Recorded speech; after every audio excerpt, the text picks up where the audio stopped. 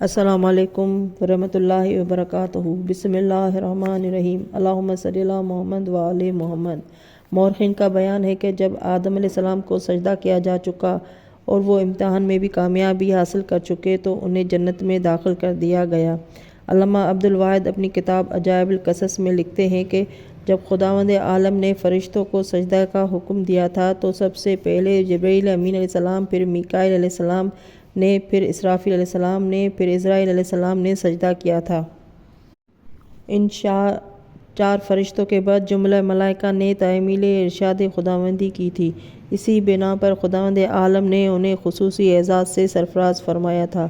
جناب جبرائیل امین علیہ السلام کو وحی قرار دیا، جناب میکائیل علیہ السلام کو کلید رزق عنایت کی، جناب اسرافیل علیہ السلام کو نفخ صور کا امین قرار دیا، جناب عزرائیل علیہ السلام کو وصل الحبیب الحبیب کا ضامن بنایا، ان کے سمیت جملہ فرشتوں کو عصمت ابدی عطا کر دی۔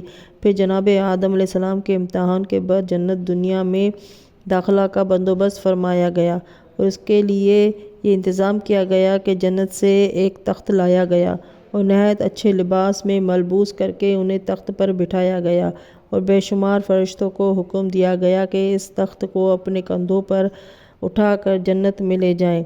امام سلبی کا بیان ہے کہ جنت میں داخلہ سے پہلے یہ حکم دیا گیا تھا کہ انہیں میرے آسمانوں کی سیر کراؤ، اس کے بعد جنت میں لے جاؤ۔ چنانچہ فرشتوں نے آسمانوں کی سیر کے بعد انہیں جنت میں داخل کر دیا۔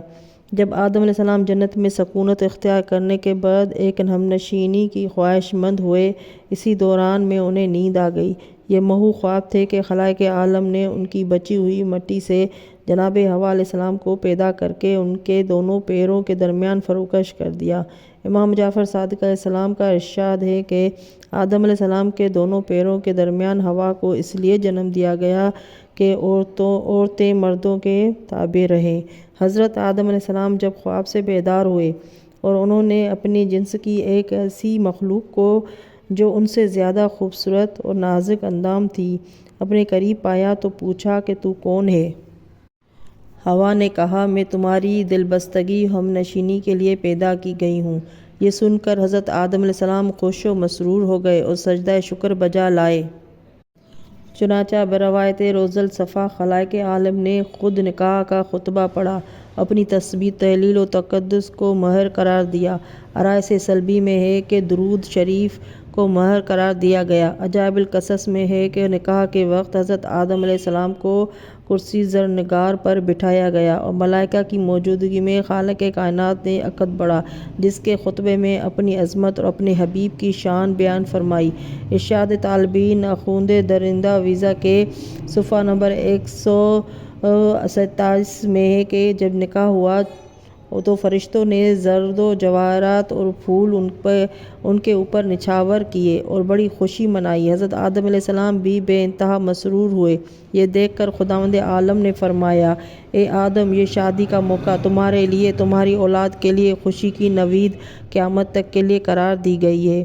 نکاح کے بعد دونوں میاں بیوی نہایت پرسکون زندگی بسر کر رہے تھے اور کسی قسم کا ان کو غم نہ تھا، کیونکہ خداوند عالم نے فرما دیا تھا کہ بے غم ہو کر رہو، صرف یہ خیال رکھنا کہ تم دونوں اس درخت کے قریب نہ جانا اور شیطان سے ہوشیار رہنا، کیونکہ وہ تم لوگوں کا شدید ترین دشمن ہے۔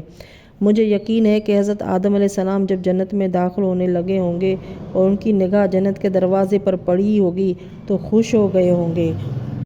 حضرت آدم علیہ السلام اور حوا علیہ السلام کو جنت کی سیر کرائی گئی۔ مورخین محدثین کا بیان ہے کہ جب آدم علیہ السلام کو جنت کی سیر کرائی گئی تو خدا نے فرشتوں کو حکم دیا کہ ان کا تخت اپنے کندھوں پر اٹھا کر میرے آسمانوں کی سیر کراؤ۔ جب وہ سیر کرا چکے تو بروایت سلبی ان کے لیے مشک اظفر کا ایک پردار گھوڑا پیدا کیا گیا جس کا نام میمون تھا۔ اس کے پر موتیوں اور جواہرات کے تھے، اس کی لگام جبریل تھامے ہوئے تھے، اس کی دائنی طرف میکائیل اور بائیں جانب اسرافیل تھے۔ ان فرشتوں کو حکم تھا کہ آدم علیہ السلام کو میرے آسمانوں کے تمام گوشے دکھلا دو، اور آدم علیہ السلام کو حکم تھا کہ میرے آسمانوں کے جن جن گوشوں میں فرشتے ہیں سب کو ملو اور سب کو سلام کرو۔ چنانچہ جناب آدم علیہ السلام نے سب کو السلام علیکم کہہ کر سلام کیا اور سب نے وعلیکم السلام سے جواب دیا۔ امام سلبی کا بیان ہے کہ حضرت آدم علیہ السلام سیر آسمان کر رہے تھے اور ملائکہ سے ملاقات میں مصروف تھے، اور نور محمد صلی اللہ علیہ وآلہ وسلم ان کی پیشانی میں 14ویں رات کی چاند کی طرح چمک رہا تھا۔ اس کے بعد بحکم خداوند عالم حضرت آدم علیہ السلام فرشتوں کے کندھوں پر سوار جنت میں داخل ہوئے۔ علامہ ابوالقاسم لکھتے ہیں کہ جنت میں پہنچنے کے بعد جب جناب حوا کی تخلیق ہوئی اور اس کے بعد باہمی تزویج ہو چکی تو خداوند عالم نے جبریل امین علیہ السلام کو حکم دیا کہ ان دونوں کو جنت کی سیر کرائیں اور بہشت کے بہترین مقامات دکھائیں۔ چنانچہ حضرت جبریل امین علیہ السلام ان کو لے کر روانہ ہوئے۔ جناب آدم علیہ السلام، حوا علیہ السلام جنت کے آئینہ دار اور روشن دیواروں میں اپنے حسن و جمال کو شکلیں بار بار دیکھ کر یہ سوچنے لگے کہ خدا نے ہم سے بہتر، ہم سے حسین اور جمیل کسی کو نہیں پیدا کیا۔ یہی کچھ سوچتے ہوئے جا رہے تھے کہ ناگہاں ان کی نظریں ایک ایسی عظیم و شان قصر پر پڑی کہ جس کے کنگرے زمرد و سبز کے تھے۔ جب اس کے اندر گئے تو ان کی آنکھیں کھل گئیں۔ دیکھا یاقوت احمر کا ایک تخت ہے، اس پر ایک نور کا قبہ بنا ہوا ہے۔ اس تخت پر ایک نہایت ہی بہترین دختر بلند اختر جلوہ فرما ہے۔ اس کے سر پر ایک شاندار تاج ہے اور کانوں میں یاقوت سبز و سرخ کے 2 بہترین گوشوارے ہیں، اور گلے میں نور روشن کا گلوبند ہے۔ یہ دیکھ کر انگشت بدان ہو گئے اور بارگاہ اہدیت میں عرض پرواز ہوئے، میرے مالک یہ کون محترمہ ہے؟ جواب ملا، یہ محمد مصطفیٰ صلی اللہ علیہ وآلہ وسلم کی دختر بلند اختر میری کنیز خاص فاطمہ الزہرا سلام اللہ علیہا ہے۔ اور اے آدم و حوا سنو، اس کے سر پر جو تاج ہے اس سے محمد صلی اللہ علیہ وآلہ وسلم اور دونوں گوشوارے اس سے فرزند حسن اور حسین اور کلادہ گردن سے علی بن ابی طالب مراد ہے۔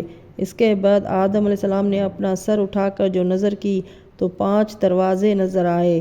پہلے دروازے پر انا المحمود وہذا محمد، دوسرے دروازے پر انا اعلیٰ وہذا علی، اور تیسرے دروازے پر انا فاطر وہذا فاطمہ، اور چوتھے دروازے پر انا المحسن وہذا حسن، اور 5ویں دروازے پر منی احسان وہذا حسین لکھا ہوا دکھائی دیا۔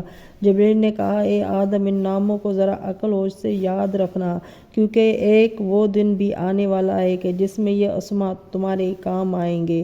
اللہم صلی علی محمد وآل محمد۔ ناظرین، میرا چینل سبسکرائب کر لیں اور اگلی ویڈیو کے لیے اللہ حافظ۔